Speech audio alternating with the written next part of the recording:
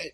Hey, I apologize for the last lecture here, folks. I mean, what a disturbance, and what a disturbance and annoyance to me. With all those strange sounds, people weed trimming outside my office here. That was just crazy here. All right, we're going into lecture number 20. Let me give you a quick review of what we went over the last time we were together. I always like to do that. We talked about scholasticism. It's a combination, of course, in education here of taking divine teaching and combining that with academic learning, too. We do not do that today, as you well know. Not in our institution, anyway. Some interesting individuals. Peter Abelard, one of my favorite individuals there. I don't think I would have liked his personality, but I always enjoy studying Peter Abelard. His understudy, Peter Lombard, with the Book of Sentences. Also, St. Thomas Aquinas. Thomas Aquinas later canonized St. Thomas Aquinas. Somewhere through here, we also mentioned that of the Goliards, which are the wanderers. And probably were devil worshippers, court jesters sometimes, minstrels, that sort of thing. The troubadours are courtier poets, and a little bit more sophisticated than that of the Goliards. And somewhere through here, I think we also distinguish between Gothic and Romanesque architecture. Good luck with that, because I'm not very good at that myself. I just do a lot of guessing with that. Maybe there's no hard, concrete rules associated with this. We went into the late Middle Ages, which was completely different from the High Middle Ages. The High Middle Ages, which were so wonderful a period of time, with improvements in education and religion here, but not in the late Middle Ages. But as you might imagine, with so many people dying in the late Middle Ages, this age of faith that we had in the High Middle Ages, it will continue, of course. We talked about bubonic plague. And I hope you're comfortable with that. A number of peasant revolts, to include that of the Jacquerie. We also talked about the English Peasants' Revolt, and several others, too, that I'm not going to hold you responsible for. All right, so let's get ourselves started into today's lecture here, folks. And I'm going to go back to my camera here, and let's see what we have. Oh, it just crossed my mind here that we have Halloween recently, anyway. And that's a fun time at my house, anyway. Here's my little dog. He's not with me anymore. But he always enjoyed Halloween very much. He was a good sport. Always had his Halloween costume on. Here's another likeness here of my little puppy right there.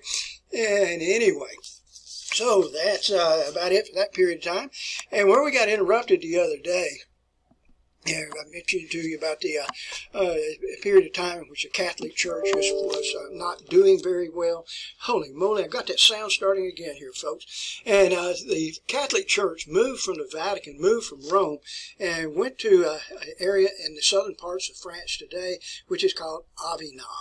And this is what the palace looks like here. I've not seen this before. It is on my ticket list, on my to-do list. And next time I go to France, that's going to be the place I'm going to take in, the southern parts of France, to go to Avignon.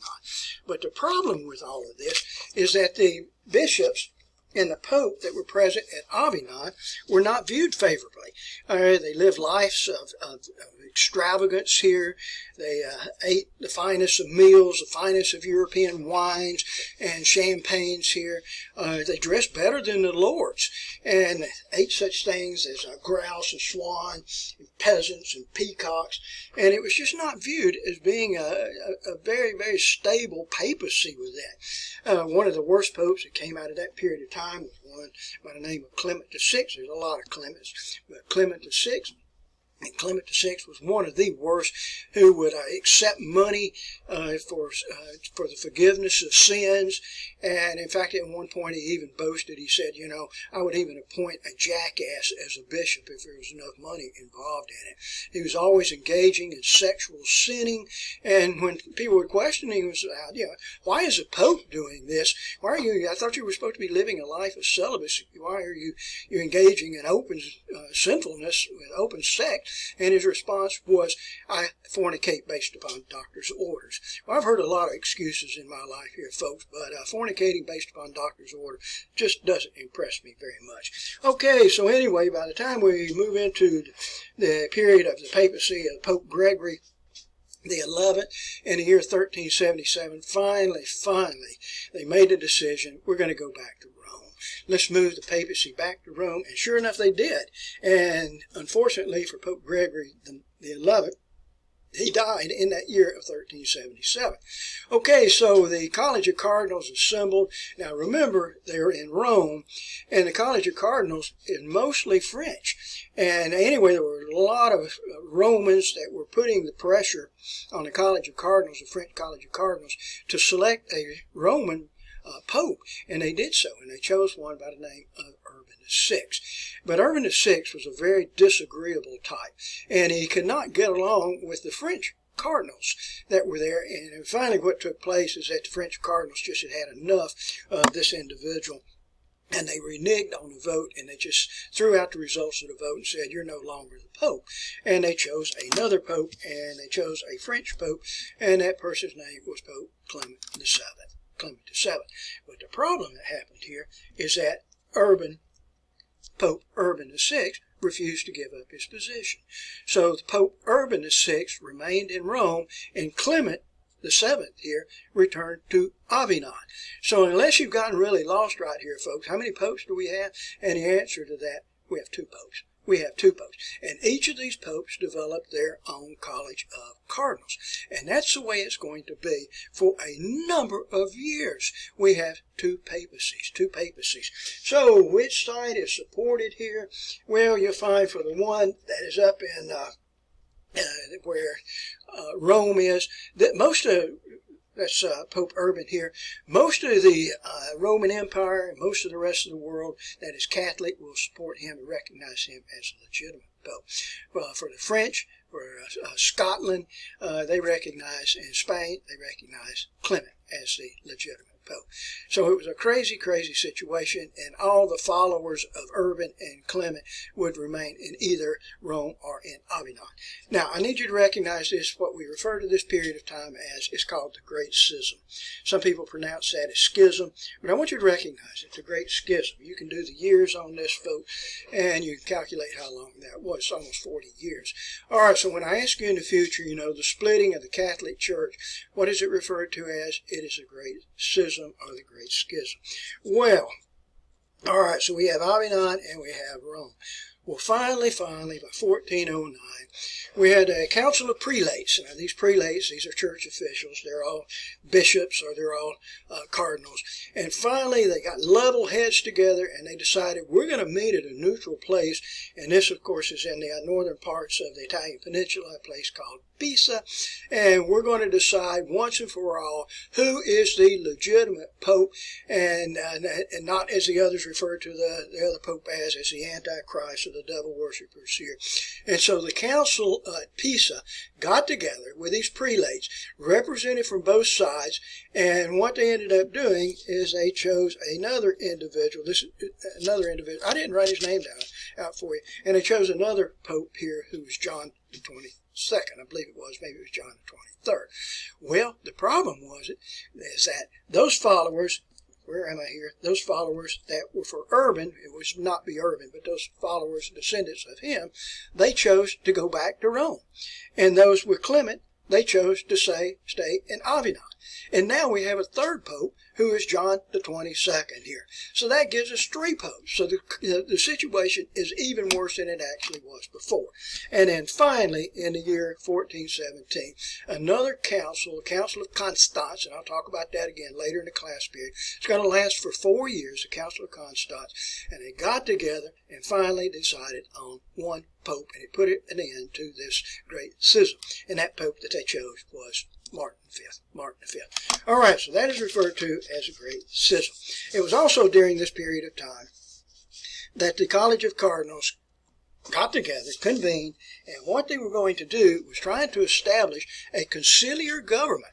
And what I mean by a conciliar government is we have a pope that will answer to the College of Cardinals. Now, in my estimation, that seems like the proper way to do. It's like the President of the United States. We have a House of Representatives, we have a Senate, and everybody works together with that too.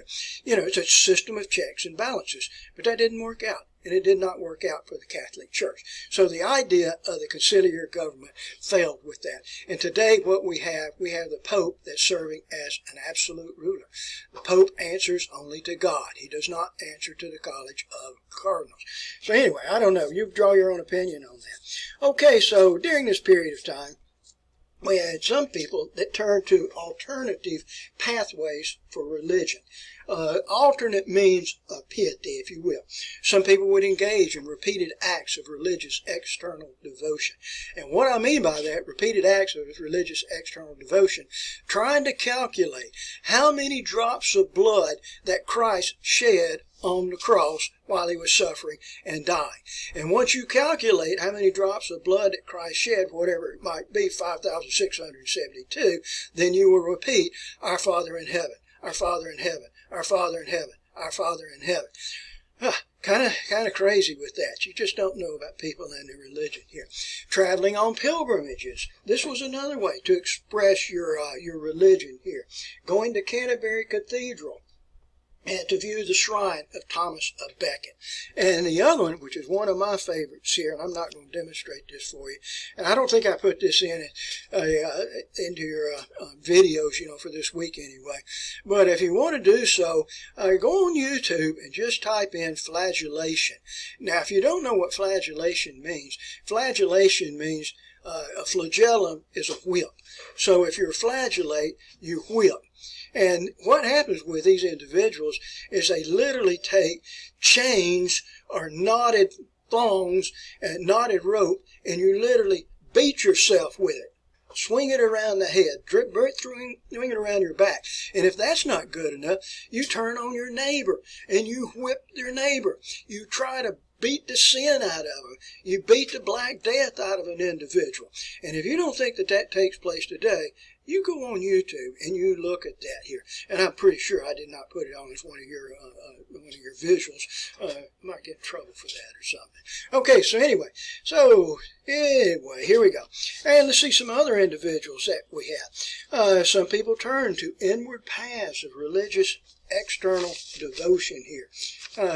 Individual paths of mysticism. One individual was that Johannes Eckhart. Let me get this adjusted for you good folks here. He's a German. Did I write it down for you here? He's a German Dominican. So properly we should refer to him in the German title of Meister. If we put it into English, it's Master. And he's often just referred to as Master Eckhart. Master Eckhart, first name Johannes. Meister Johannes Eckhart, a German Dominican. And he believed that there was a power or spark deep within the soul of every individual. And if you can turn within yourself and renounce all selfhood, you can find peace and you can find divinity with that. All right, that's Master Eckhart. I wish you two would recognize him. Other individuals, such as St. Thomas a Kempis, St. Thomas a Kempis, wrote Imitation of Christ, which today is one of the best known books in Europe. In fact, it is said, I didn't show you the title. In fact, it is said that second to the Holy Bible, it is the most often read book in Europe. And I would dare bet none of you that are watching this video right now have ever heard of this. But he taught that it was still okay and it was still possible for you to be a deeply religious person and still have a normal life here. Okay? All right, so anyway, St. Thomas Kempis. And let's move on. Some other individuals. Another fascinating individual was a person by the name of John Wycliff. Now, John Wycliff was an Oxford theologian, and what I mean by Oxford is the university that's present right outside of London, and he was a religious individual. He made the first complete translation of the Vulgate into English, and that's kind of important. In other words, they're going to translate the Catholic Bible from Latin and translate it into English. For John Wycliff believed in the theory of St. Augustine. He believed in predestination, that God has predetermined those individuals that have been selected for salvation and those individuals that have not. We will talk a little bit more about predestination when we get to the times of John Calvin, and that's going to be towards the end of the semester, probably your last lecture, as a matter of fact, for this course. But John Wycliff also believed that secular kings, and I'm talking about just regular kings, should appropriate the wealth of the clergy, of the evil clergy, and the church, and replace corrupt bishops and priests with people that could be upstanding, religious, and law-abiding citizens here. Now, after Wycliffe died, Wycliffe, his followers were known as the Lollars. Let's see if I wrote this down for you. His followers are known as the Lollars. They are the mutterers of prayer, the mutterers of prayer. And they were trying to keep the spirit of Wycliffism alive with that. But when England in 1399 established the death penalty for heretics, this drove the Lollars underground. And so the Lollars literally went underground, but they will not be completely, shall we say, under the surface. And they will be quite instrumental a little bit later in time in coming out with a Protestant Reformation. Now, some individuals that were Czech students, and these were Czech students from Bohemia, and I want to explain that to you folks in just a second here. They were fully absorbed in Wycliffism. All right, so before I go any further with that, all right, now Bohemia is an area in Europe. Let's see if I can find it on the map here. It is not marked here, folks, so you'll have to take my word for it. It is roughly in this area right here. It is where the Czech Republic is located today. Now, up until 1991, we referred to the Czech Republic as Czechoslovakia. Today it is divided into the Czech Republic and Slovakia too. But that area is also referred to as Bohemia. So I want to go back to my camera right here, and that's what I was saying here. So some Czech students, they're from Bohemia, and they returned to the capital area of Bohemia, the capital area of the Czech Republic today, a city which is called Praha. Now, if you're looking at it here in English, we pronounce it as Prague. If you go to Prague today, it's pronounced as Praha. And it's a very progressive city. I love the city, as a matter of fact, there. And you will too when you travel there. And they convinced one of the master preachers of that area, whose name is Jan Hus. Jan Hus. If we put it in English, we'll spell it as John Hus. He's a master preacher, and he was a preacher at the Bethlehem Church in Prague. And if you go there to Prague today, that Bethlehem Church that John Hus preached in, it's still present there today. And he completely endorsed Wycliffism. And I'll say that again. John Hus completely endorsed Wycliffism. All right, he believed that the congregation should be able to choose their own minister, and you should be able to worship in the Bible of your choice here. Okay, so you could see how the Catholic Church would interpret this of John Hus and also John Wycliffe as being heretics, All right, so I want to go back to the Council of Constance, and we spell it here in English as C-O-N-S-T-A-N-C-E. If you're in Germany today, and that's where Constance is located, it's C-O-N-S-T-A-N-Z. Constance is the way it is. The council, as I told you earlier, lasted for 4 years, and John Hus was given an invitation to attend there, but he was afraid to attend this council because he was afraid that he would be declared as a heretic, and so he wasn't going to attend. And then the Catholic officials there at the Council of Constance assured him that your safety will be guaranteed, that you'll be protected. And very foolishly, John Hus did make the travel and went to the Council of Constance, and that's when the members of the Council of Constance reneged on their promise there, and they turned upon John Hus, and they tried him as a heretic, and he was sentenced to be burned at the stake. And what they actually did, and this is so crazy here, that was 1517, by the way, and when they did this and they were going to burn him at the stake, they staked him to the stake, tied him to the stake, and then they tore out pages of of Wycliffe's manuscript. This would be the equivalent of John Hus's own Bible, and tore those pages out and used those pages of his own manuscript, his own Bible, as kindling to set the fire that would burn him to death. His final words before he died, he said, in 100 years, God will bring forth a man whose cries for reformation within the church cannot be suppressed. And would you believe me that 102 years later, that individual by the name of Martin Luther will bring forth this Protestant Reformation? I think that's absolutely amazing, and I love the story. But what this is going to bring here, my friend, it's going to bring about another war. All right here, what did I write here? Burned at the stake here. And this war, which is called the Hussite Revolt, it will last from 1420 to 1424. And the Hussites are followers, the military followers of John Hus. And so it's going to be on one side you have the Hussite, and on the other side you'll have the Catholics with that. And they were led, let's see if I wrote the name out for you, they were led by General John Ziska, who was blind in one eye. And I had this as an article here about John Ziska and the Hussite Revolt, and I would have it out for your pleasure in a classroom on the display easel. But that gives you a likeness here of what he looked like with that. And John Ziska and his followers, the Taborites is what they were known as anyway, or Hussites, won several significant battles against the Catholics there. And the thing about it is that in Bohemia, they will avoid any further influence from the Catholics for about the next 150 years here. Okay, that's John Ziska. Okay, let's move on here, folks. All right. Now, in the late Middle Ages, and we've kind of alluded to this at an earlier time, but in the late Middle Ages, everybody fought. I mean, it was nation against nation, it was state against state, it was brother against brother, it was just everybody fought at that period of time. And Europe certainly was not spared from this. Now, the one war I want to engage in here, folks, and I kind of like this war. It has a very interesting individual that's going to appear during this war, but this war is referred to as the 100 Years' War.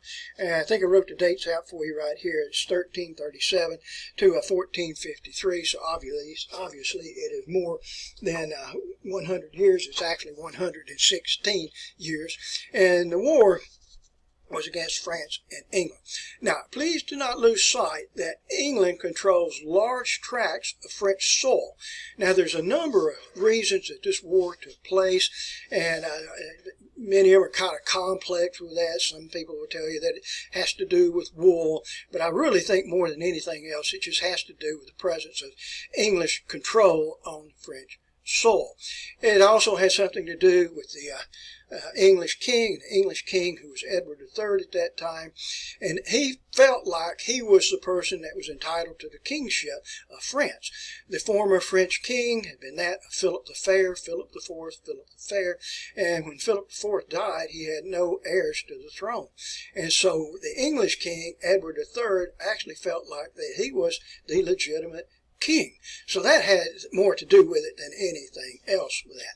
All right, so anyway, the war breaks out here, and it should have been a clear French victory from the start. France has a population of 15 million. England had a population of 4 million. I mean, come on, folks, just stack it up here. You know, when you outnumber your opponent in population 4-1 or almost 4-1, you know, you have a pretty good idea of who is going to win that, you know. But, you know, for the first 75 years, England was always victorious, almost always victorious. And one of the principal reasons for this, they were just better fighters. They were just better fighters.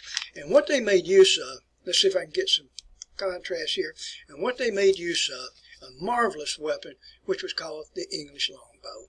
The English longbow. And what you're seeing here in this likeness here is showing you an archer, an English bowman, if you will, with his longbow.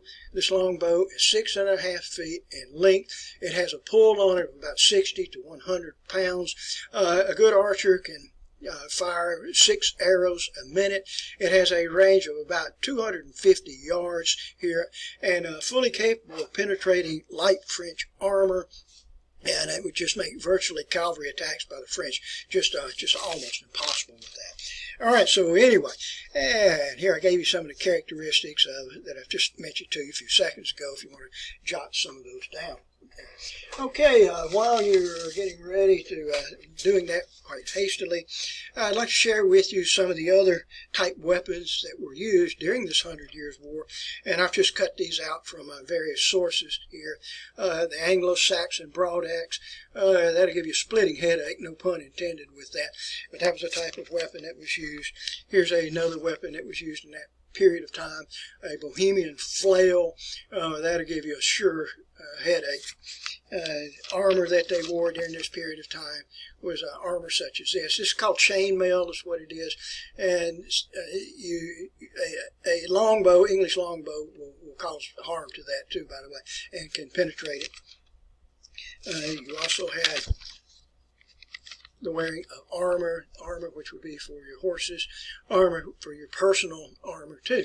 if you get a chance to go to the Tower of London, and you'll go through the museum there, and much of the Tower of London is that of a museum, but they still have preserved from that period of time here, folks, and we're talking about a long time ago, 600-700 years ago, but they still have armor from that period of time here. And that's kind of neat, just to browse the rows of armor and various other weapons that they have.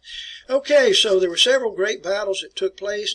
You can use your textbook here to identify the battle sites there for the 100 Years' War. One of the battles that took place, these are the major battles, took place 1346. All right, I'm going to pronounce these for you. It's called Crécy. Well, in 1356, we have Poitiers. That's where the French king, John II, John the Good, was captured, and he was ransomed. And this led to, as we talked about it earlier, the Jacquerie, the peasant revolt. Another battle in 1415, let me pronounce it for you. It is called Agincourt. All right, and then not such a major battle, but a smaller one took place in 1418, which is called Rouen. And I'll talk to you more about that in just a short second, as a matter of fact. Okay, so it didn't help matters for the French anyway, that a province in France, this is like an area, a county, a state within France itself, which is called Burgundy, not Burgundy, but Burgundy, actually joined with the English from 1419 to 1435. So things just aren't going very, very well here. Okay, so for the French, not going well at all. All right, so let me try to drive you through this subject here, folks, and it's a little bit confusing here, and I'm going to contradict myself a little bit. Now, at this time, when France is not doing very well, the king, who is not this individual is Charles. He is the Dauphin, and what I mean by the Dauphin is that when the French king dies, then Charles will be the next king. And so Charles will be the king as Charles VII, but right at this period of time, he's not quite the king at that point. And so France is not doing very well. And so when you're desperate with this, you're willing to do anything that you can. And I want to introduce you to an individual here, and her proper name is Jeanne d'Arc. Jeanne d'Arc. All right, you can see it written in French right here, Jeanne d'Arc. And if we corrupt it and put it in English here, Joan of Arc. Jeanne d'Arc, Joan of Arc. And she was a peasant girl, 17 years of age. Let's see, did I write the town in which she's from? And she's from a small town over in the eastern parts of France, which is called Domremy. If you can't read my writing, it's Domremy, Domremy here. She'd never been out of the village. Her father was Jacques d'Arc, but she was a very, very pious, a very religious young lady here. Uneducated, but she's 17 years of age. And so she took it upon herself to leave Domremy, and she went to where Charles VII was. And she convinced him that she was divinely commissioned. In other words, that she was commissioned by God to lead the French forces into battle. So you can only imagine this. The French generals, and I'm not being sexist on this, but just think about it. We have the French generals that can't win in battle, but the French generals now suddenly see, fighting beside them and leading their armies into battle, a 17-year-old illiterate girl. And her name is Jeanne d'Arc, of course. But amazingly, she was quite victorious, and she was victorious at this battle that took place in Orleans.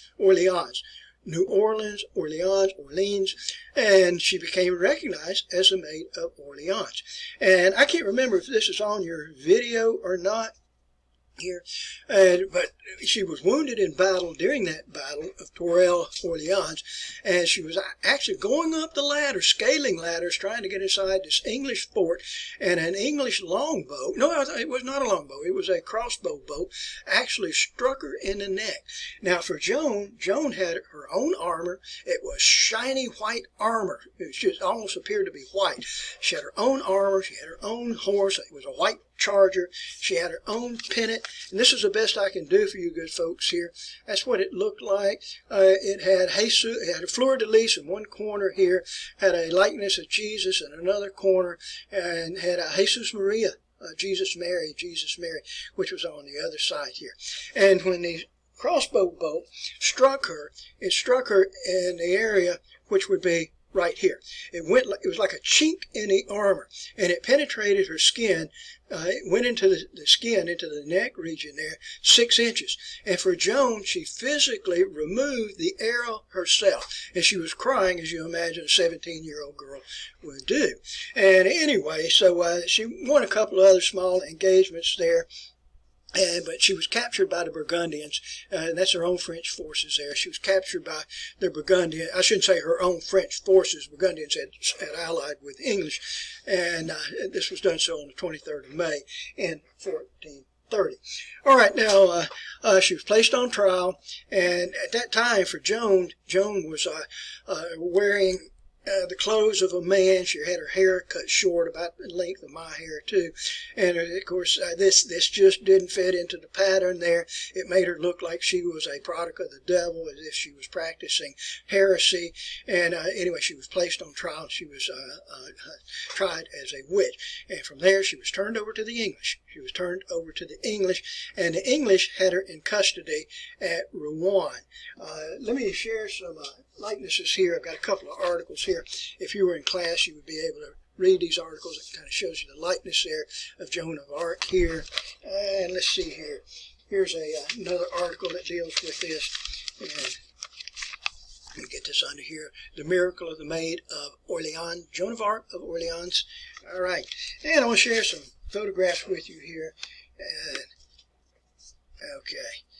There's a photograph of a statue of Joan of Arc. This was taken in Quebec, France. Quebec, Canada, by the way. And let's see here. And where she was kept, Joan was kept in this tower. This tower's in Rouen, R-O-U-E-N. And that's where she was kept after she'd been charged with witchcraft for about a year almost. At one point, she recanted her story, and she said that she had made everything up.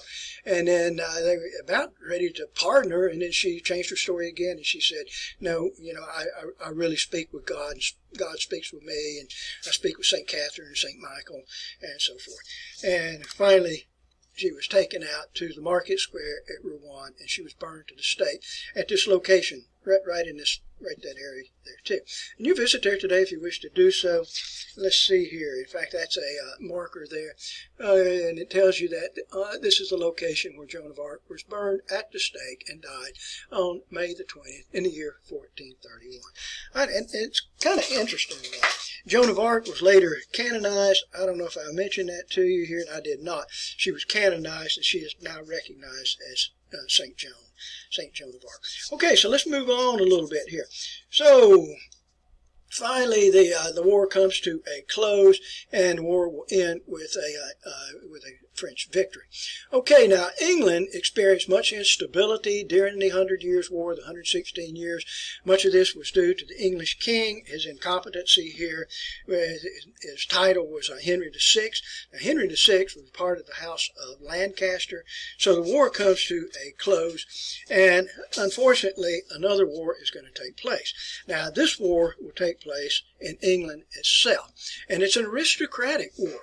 It takes place between two families. We have the House of Lancaster, and that was Henry VI's House of Lancaster. They had as its emblem the red rose. And then we had a challenge that was taking place from the House of York. This is another family here. They had as their emblem the white rose.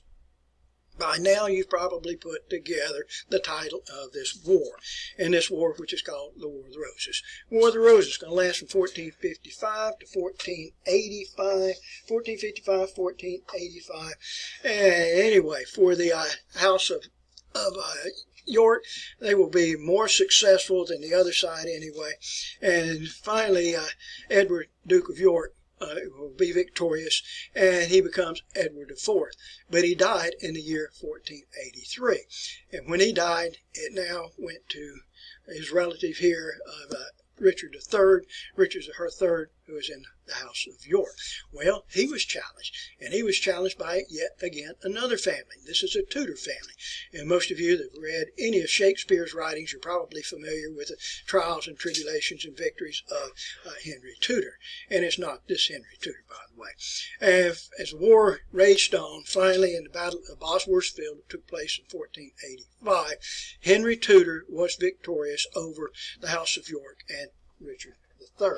Okay, so that was that. And so Henry became Henry VII, and Henry VII of the Tudor family from 1509 to 1547. All right, let's see what else I have here. Okay, I'm going to leave that for a second and interject something else here. All right, a couple other articles here that shows you the Battle of Bosworth Field and the War of the Roses here. A good article here. I'd have that out for display.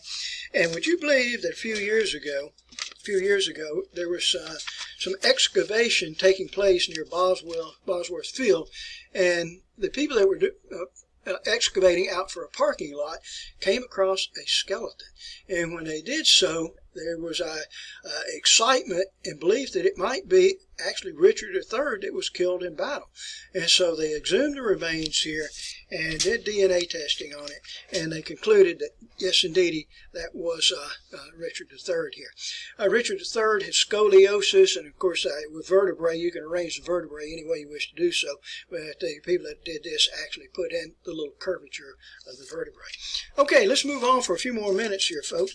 I want to talk to you about some of the cultural aspects that's going to take place during this period of time, and primarily I'm referring to you philosophy, literature, and the art. One individual, William of Ockham, and that's the way you pronounce it. It's not Ockham if you've been taught Ockham before, but it's William of Ockham. And he developed the idea, the philosophy here of nominalism. And let me try to guide you through this. And under nominalism, only individual things are real and not collectives. Words stand only for themselves. Words are absolutely meaningless. If you look at what I have right here, you're going to try to tell me that's a pencil or whatever it is. And I'm going to tell you it's a lapis. So words really mean nothing. You know, well, if you're working with a desk right now, and a desk, which is a C, or a table, which is a mesa, words mean nothing. But I'll go back to what I said a few minutes ago. Only individual things and not collectives are real. So I want to show you something here and try to explain the ideas of nominalism. And if we look at what I have right here, you can't really understand what I have in front of you folks. But if I take an individual thing and put it out here, you can now see what it actually is. Okay? All right, let me try something else here to try to help you out with this. If you look at me, you know that I'm a person. All right, you look at me and you understand me, I hope you do, and you see I'm a person. But let's go back to a likeness here, and I want you to take a look at, this is a photograph that was taken at a football game. And what are you seeing there? You don't see one individual, so you can't really recognize a single individual.